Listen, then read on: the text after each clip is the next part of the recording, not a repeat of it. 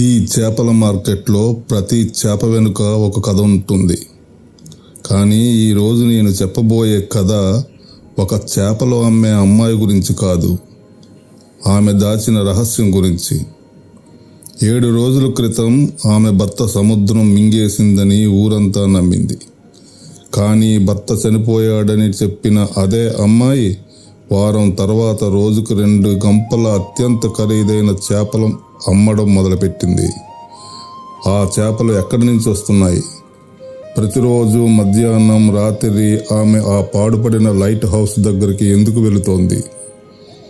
ఆ రాత్రి ఊరి ప్రెసిడెంట్ శివకు ఆమెపై అనుమానం వచ్చి రహస్యంగా వెంబడించాడు. కానీ అక్కడ అతను చూసింది అతని జీవితంలో ఎప్పటికీ మర్చిపోలేని దృశ్యం. రాము లక్ష్మిలది పేదరికమే అయినా ఒకరిపై ఒకరికి సముద్రం అంత ప్రేమ. రోజు తెల్లవారుజామునే రాము పడవ వేసుకుని వేటకు వెళ్తుంటే లక్ష్మి తీరంలో నిలబడి తను తిరిగొచ్చే వరకు ఎదురు చూస్తుంది. రాము తెచ్చిన చేపలని గంపలో వేసుకుని జట్టిపై తోటి ఆడవారితో కూర్చొని అమ్మి డబ్బులు సంపాదించడం లక్ష్మి దినచర్య.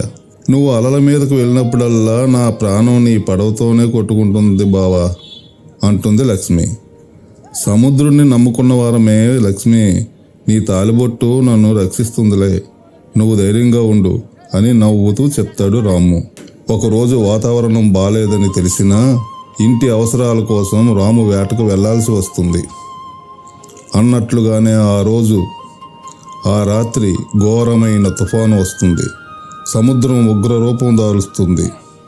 తీరంలో ఉన్న జాలర్లందరూ వెనక్కి వచ్చేశారు. కానీ రాము పడవ మాత్రం తిరిగి రాలేదు. తెల్లవారైంది, తుఫాను తగ్గింది, కానీ రాము జాడలేదు. ఊరు వాళ్ళందరూ ఆశలు వదిలేసుకోమంటారు. కానీ లక్ష్మి గుండె నమ్మలేదు. తన భర్త బతికే ఉన్నాడని ఆమె నమ్మింది. రాము కనిపించకుండా పోయిన వారం రోజుల తర్వాత లక్ష్మి మళ్ళీ తలపై చేపల గంప పెట్టుకుని చేపలు అమ్మటం మొదలుపెట్టింది. కానీ ఆమె ముఖం మాత్రం బాధ లేదు, సరికదా ఒక వింతైన సంతోషంతో కనిపించింది. ఆమె ప్రవర్తన ఊరి వాళ్లకు అంతు చిక్కటం లేదు. ఎప్పుడూ లేనిది లక్ష్మి రోజుకు 2 గంపల చేపలు అమ్ముతుంది. ఆమె దగ్గర ఉండే చేపలు చాలా విచిత్రంగా కేవలం సముద్రం లోతుల్లో మాత్రమే దొరికే అత్యంత ఖరీదైన రకాల్లో ఉన్నాయి. అంతకంటే వింత ఏమిటంటే లక్ష్మి రోజుకు 2 సార్లు మధ్యాహ్నము, రాత్రి కూడా ఆ పాడుపడిన లైట్ హౌస్కి ఎందుకు వెళ్తుంది? ఊరు ప్రెసిడెంట్ కొడుకు శివకి లక్ష్మిపై అనుమానం వచ్చింది. అసలు రాము ఏమయ్యాడు? ఆమెకి ఇన్ని చేపలు ఎక్కడి నుంచి వస్తున్నాయి? లక్ష్మి ఏదైనా తప్పుడు పని చేస్తుందా, తప్పుడు పనికి పాల్పడుతుందా అని ఆమెపై అనుమానం తీర్చుకోవటానికి శివ ఒకరోజు రాత్రి లక్ష్మిని ఫాలో అవుతాడు. శివ గుట్టు చప్పుడు కాకుండా లైట్ హౌస్ దగ్గరికి వెళ్తాడు. అక్కడ ఉన్న దృశ్యం చూసి అతను షాక్ అవుతాడు. అక్కడ రాము ఉన్నాడు. కానీ తుఫానులో పడవ మునిగిపోవడంతో రాము త్రుటిలో ప్రాణాలతో బయటపడ్డాడు. కానీ ఒక పెద్ద దెబ్బ తగలడంతో అతని 2 కాళ్ళు పూర్తిగా విరిగిపోయాయి. నడవలేని పరిస్థితిలో ఉన్నాడు. ఎవరికైనా తెలిస్తే రాము నడవలేడని, వేటకి వెళ్ళడానికి పనికిరాడని రానివ్వరు. తమకు ఎవరో సహాయం కూడా చేయరని భయపడి రాము ఆ లైట్ హౌస్ దగ్గరే దాక్కున్నాడు. మరి చేపలు ఎలా వస్తున్నాయి? రాము నడవలేకపోయినా లైట్ హౌస్ మెటల్ దగ్గర కూర్చొని సముద్రం ఒడ్డున ఉండే కాలువలో ఆ రాత్రి గ్యాలం వేసి చేపలు పడుతున్నాడు. భర్త కష్టాన్ని, పెయిన్ని భరిస్తూ లక్ష్మి పగలు రాత్రి కష్టపడి ఆ చేపలను అమ్మి భర్త కాళ్ళకు వైద్యం చేయించడానికి డబ్బులు పోగు చేస్తుంది. నా మొగుడు బతికే ఉన్నాడు స్వామి, కాలు పోతేనే నా ప్రాణం నా ముందే ఉంది, త్వరలోనే నయం చేయించి మళ్ళీ నా భావన పడవ ఎక్కిస్తా అంటూ లక్ష్మి ఏడుస్తూ శివకాలుపై పడింది. లక్ష్మి ప్రేమను, రాము పట్టుదలను చూసి శివ కళ్ళల్లో నీళ్లు తిరిగాయి.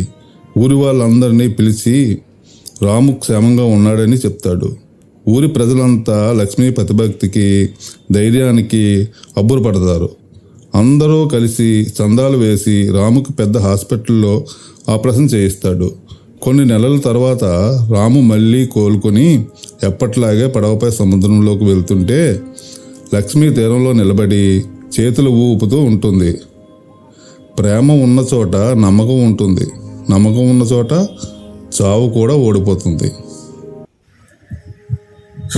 ఈ స్టోరీ ఎలా ఉందో కామెంట్ చేయండి. నచ్చితే లైక్ చేయండి, మీ ఫ్రెండ్స్కి షేర్ చేయండి. ప్రతి వారం ఇలాంటి ఒక కొత్త స్టోరీ అప్లోడ్ చేయడానికి ప్రయత్నిస్తాను. దయచేసి నన్ను ప్రోత్సహించండి.